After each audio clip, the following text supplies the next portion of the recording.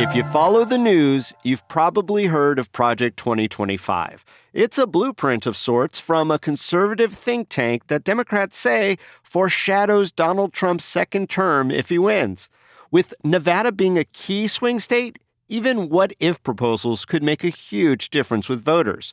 So what could Project 2025 mean for Nevadans? And how feasible is it really? Today on CityCast Las Vegas, we talk with Nevada Current reporter Dana Gentry about her deep dive series into this massive 922-page manifesto. It's Wednesday, July 31st. I'm David Figler, and here's what Las Vegas is talking about.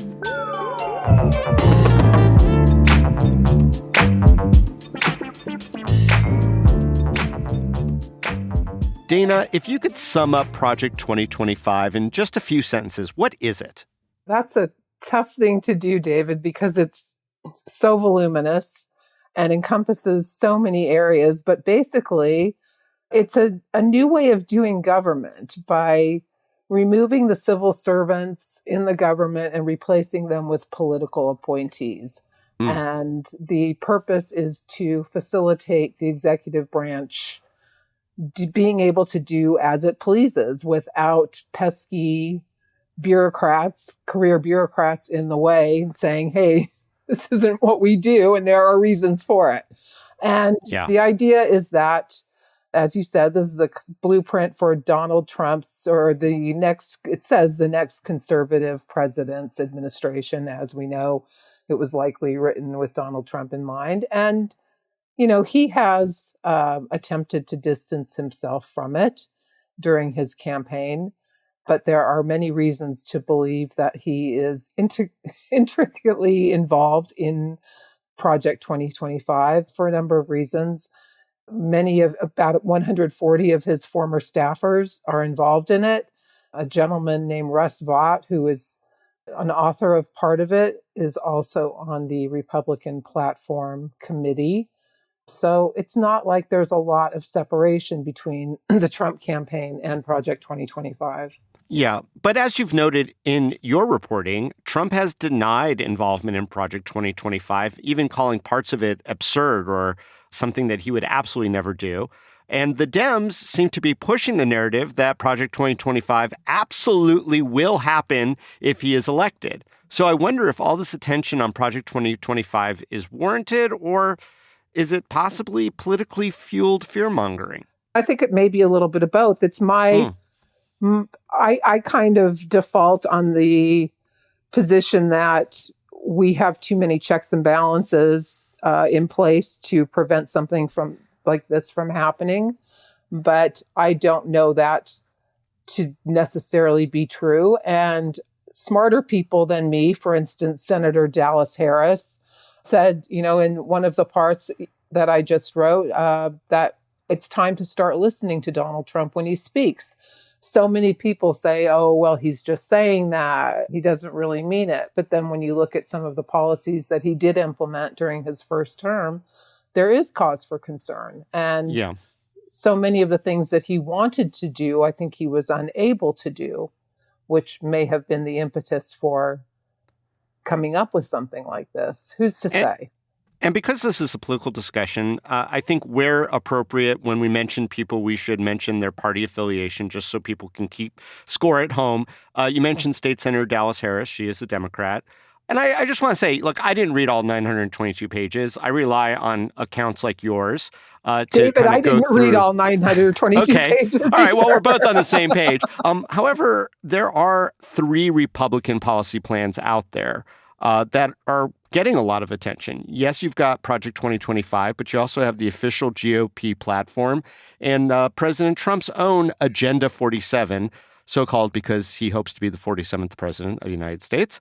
So how are they all similar? I think the Republican National Committee platform was notable for a lot of the things that were not in it, that a lot of the ultra-conservatives had hoped to see in it, such as a ban on abortion and things like that.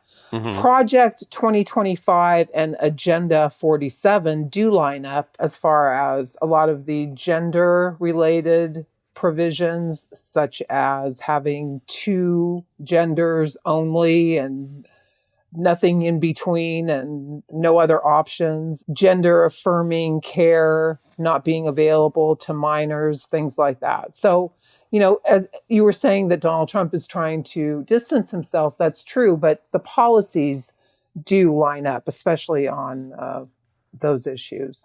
But you're saying that there's differences like how hard a stance on abortion, maybe some other areas of wiggle room that the Agenda 47 or the GOP official platform don't do that this Project 2025 does explicitly?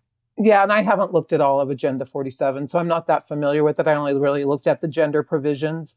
Mm-hmm. But what I can say is that it does really kind of herald this Christian nationalism that Donald Trump has become. And what does that term mean? I hear it a lot, and I wonder if it means different things to different people. From where you're standing, what does Christian nationalism as a movement mean? Well, as I remember, there's a separation between the church and state that we learned about in school. And I think it seeks to kind of do away with that. And Donald Trump has kind of taken on this messiah role in the Republican Party. And I think that he perhaps hopes to use that to further his agenda and to, there are these thoughts that America is the chosen nation, which I really don't understand that, but that is the belief of many ultra Christians in America, that we are somehow the chosen, that God chose America, that this is God's nation. Yeah, it's unprecedented times in a lot of ways, but let's focus on home. What Project 2025 points are most likely to affect the daily lives of us Nevadans?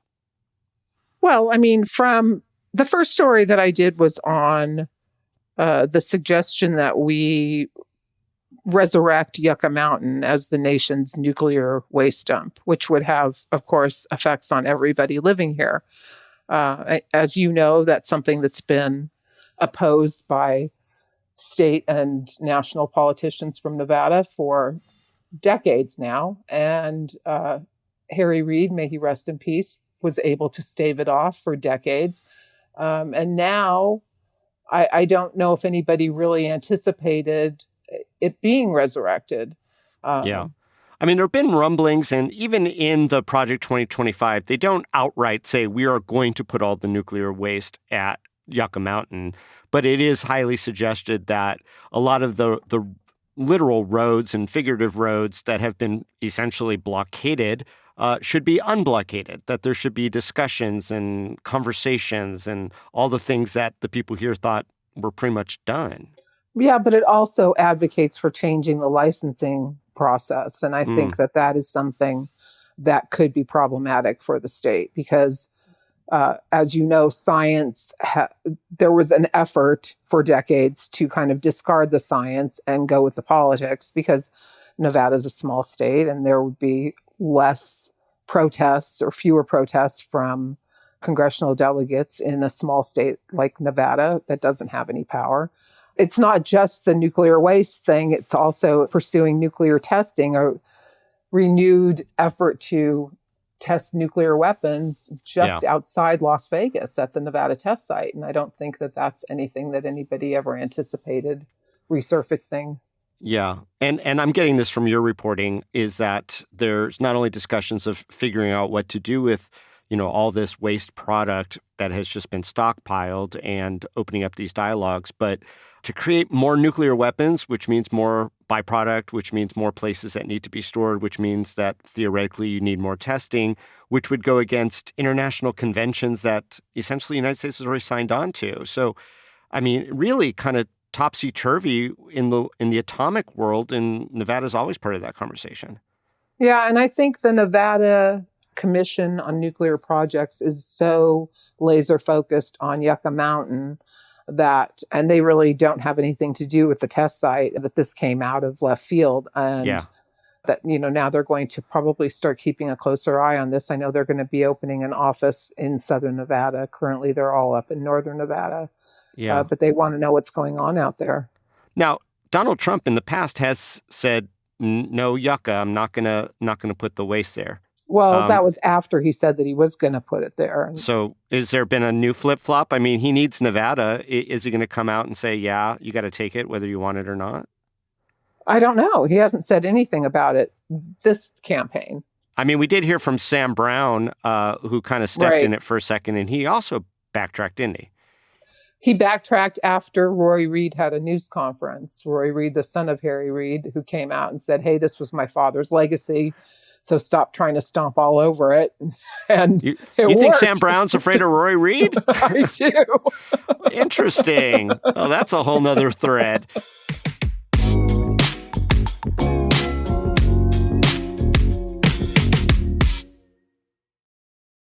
All right. Well, so we've got yucca and we've got the specter of renewed nuclear testing. What other issues are important and would affect us here? So I spoke with Dr. Jerry Cade, who for years treated AIDS patients at UMC and is now the medical director at the Gay and Lesbian Center in Las Vegas, which has just recently opened a new expanded medical clinic. And a lot of their funding comes from the federal government. And because they provide gender affirming services and DEI counseling and things like that, under Project 2025, their funding would be pulled. So, that's a huge problem. And then there are also things like adoption services and mental health services, or food pantries, anything that benefits from federal funds is currently required to provide services without discriminating against the people who receive those services. Sure. Under Project 2025, that would no longer be the case.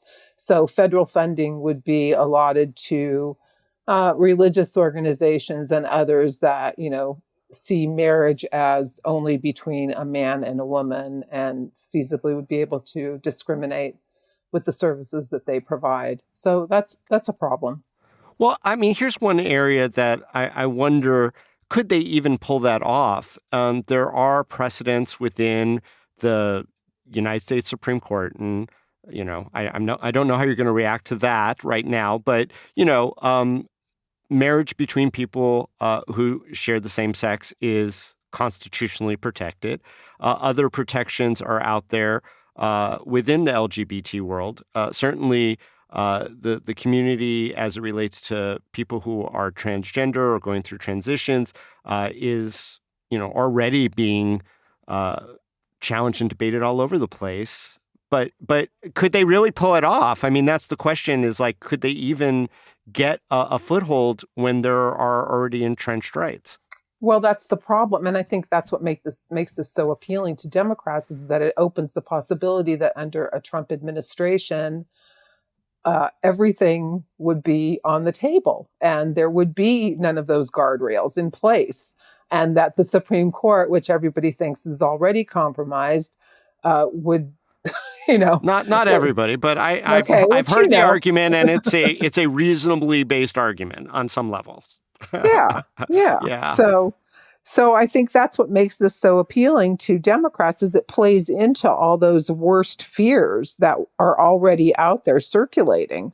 Yeah. And you ask if it could really happen. It is already happening in some places. I think the Attorney General in Texas at one point tried to get information about people from Texas who receive gender affirming care in other states, the same way as there have been concerns about getting information about women who get abortions in other states, from people from states where it's not legal.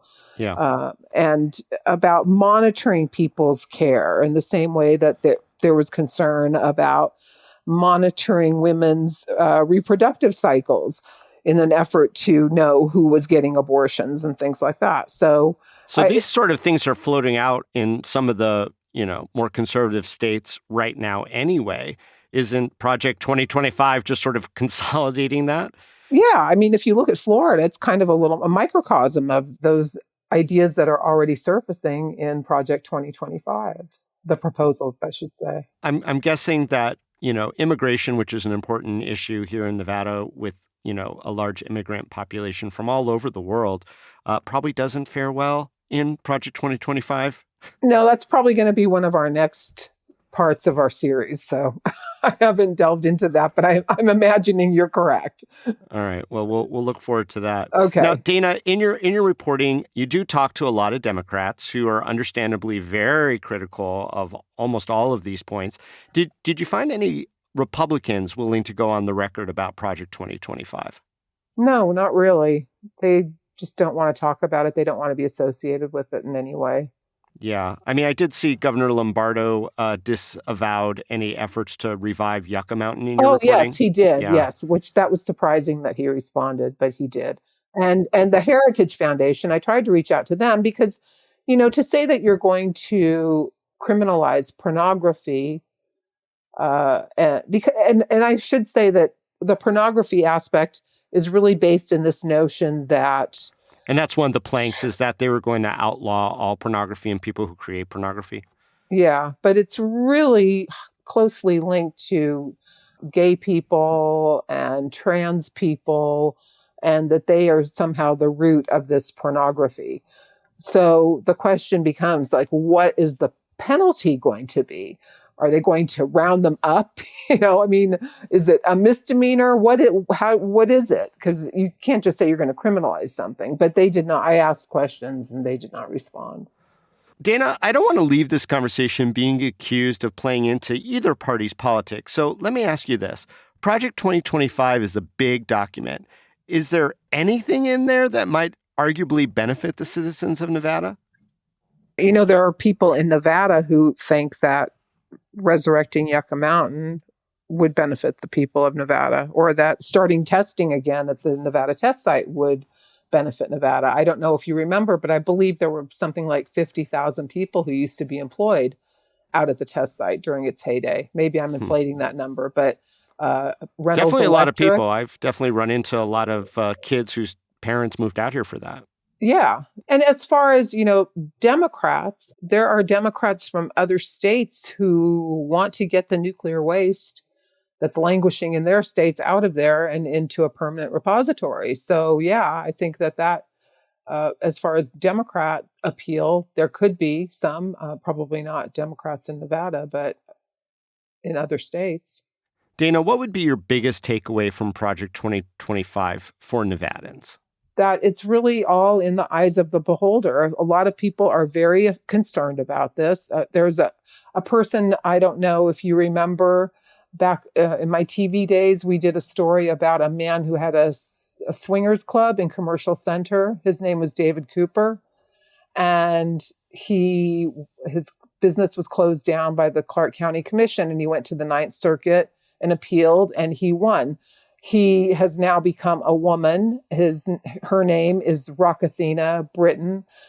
She ran unsuccessfully against Susie Lee in the Democratic primary for Congressional District 3. And she is very concerned about these provisions. And she wants to know, should she be looking into getting passports for her family, for her children? Should she get out of town? So, I'm clearly not that alarmed by this because I'm a heterosexual woman with children. And I'm just saying it's not funny because there are really people who are concerned about this. And I think it's just irresponsible for anybody in a position of authority to float these ideas without saying, okay, if you're tried and convicted of pornography, here's what your sentence is going to be. But there's nothing in there about that. They just float these ideas without giving any details. Well, Dana Gentry, thanks so much for coming back on CityCast Las Vegas. Thanks for having me, David.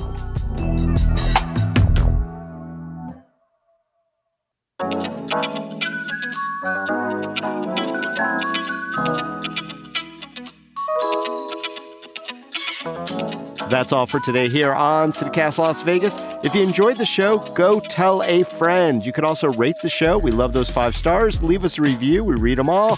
And subscribe to our free morning newsletter, Hey Las Vegas. We'll be back tomorrow morning with more news from around the city. Till then, stay lucky.